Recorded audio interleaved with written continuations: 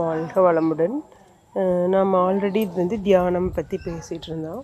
நம்ம தியானம் அப்படிங்கிறத ஃபர்தராக கண்டினியூ பண்ணலான்னு சொல்லி நம்ம ஸ்டாப் பண்ணியிருந்தோம். தியானம் அப்படிங்கிறது எதுக்காக ஒரு மனிதனுக்கு அவசியம் அப்படிங்கிறத நம்ம யோசித்தோம். ஸோ இப்போ ஒரு மனிதனுக்கு தியானம் ஏன் அவசியம் அப்படின்னா மன நிம்மதி எதுக்காக அப்படின்னா நம்ம வாழ்க்கை முறையில் ஒவ்வொருத்தருக்கும் ஏற்றத்தாழ்வுகள் இருக்குது. எல்லோரும் ஒரே மாதிரி இல்லைங்க. ஒரு சிலர் வந்து நல்லா இருக்கிறாங்க, ஒரு சிலர் வந்து கொஞ்சம் சிரமத்தில் இருக்காங்க, ஒரு சிலர் நல்லா இருந்தாலும் சிரமப்படுற மாதிரி இருக்காங்க, ஒரு சிலர் சிரமத்திலே இருந்தாலும் நான் நல்லா இருக்கிறேங்கிற நிலமையில இருக்காங்க. ஸோ இந்த மாதிரி நிறைய கேட்டகரிஸ் இருக்குது. ஸோ இப்போ இதில் வந்து நம்ம வந்துங்க இந்த தியானம் பண்ணும்போது எல்லாருமே மனநிலை சரியாயிரும் அப்படின்னு நினைக்கிறாங்க. பல விதமான தியானங்கள் இருக்குது. குண்டலினி யோகா இருக்குது, அஷ்டாங்க யோகம், இது விபாஷனா இருக்குது. இந்த மாதிரி வந்து நிறைய தியான முறைகள் இருக்குது. சத்குரு ஜெயக்கி வாசுதேவோடது இருக்குது.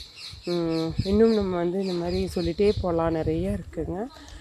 ஸோ இந்த மாதிரி வந்து நிறைய தியான முறைகள் இருந்தாலுமே வந்து ஏன் இந்த மனிதர்களுக்குள்ள இத்தனை வேறுபாடு, ஏன் வந்து மனிதர்கள் எல்லோரும் ஒரே மாதிரி இருக்குல்ல அப்படிங்கிற காரணம், தியானம் செய்கிறவங்க எல்லாருமே வந்து ஒரே மாதிரி இருக்காங்களா, எல்லாருமே வந்து நல்லா இருக்காங்களா அப்படிங்கிறதெல்லாம் பார்த்தோம்னா அதில் வந்து இல்லை, எல்லோரும் ஒரே மாதிரி இல்லை, எல்லாருக்குமே ஒரே விதமான ஹாப்பினஸ் கிடையாது அப்படிங்கிறது வருது.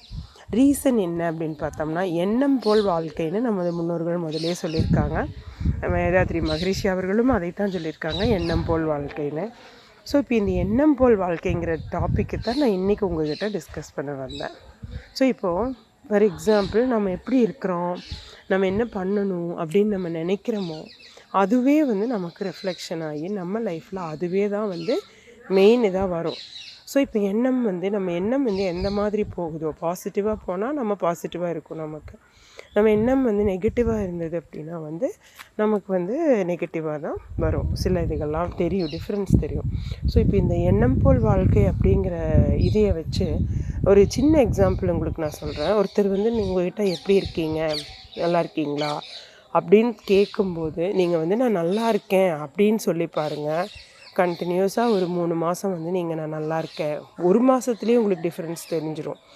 நான் நல்லா இருக்கேன் அப்படின்னு நீங்கள் சொல்லும்போது உங்களுக்கே வந்து அந்த நல்லா இருக்கும், கொஞ்சம் பெட்டராக இருக்கும் அப்படிங்கிற ஃபீல் வரும். அதுவே வந்து ஏதோ இருக்கேன் அப்படின்னு சொன்னீங்க அப்படின்னா அப்போ உங்களுக்கு வந்து அந்த ஏதோ இருக்கேங்கிற நிலமையில தான் நம்ம இருப்போம். ஸோ இப்போ இந்த டிஃப்ரென்ஸை ஒரு மாதத்துலேருந்து ஒரு 3 மாதத்தில் நம்ம அப்சர்வ் பண்ணலாம்.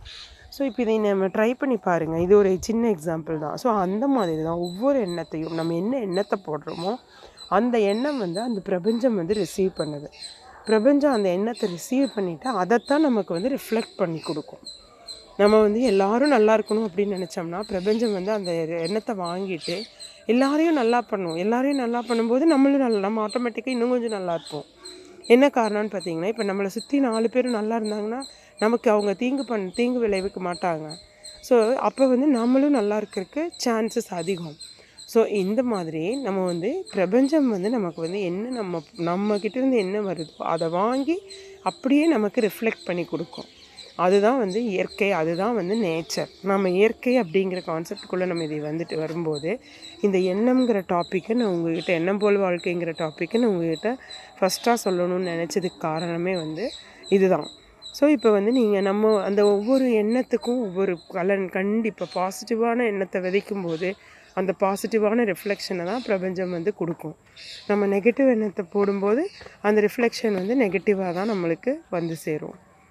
அதனால் நான் உங்களுக்கு கொடுக்குற சின்ன டிப்ஸ் என்னன்னு கேட்டால், இந்த மாதிரி முடிஞ்ச வரைக்கும் நம்ம எல்லாருமே வந்து பாசிட்டிவாக திங்க் பண்ணுவோம், பாசிட்டிவான எண்ணங்களை விதைப்போம்.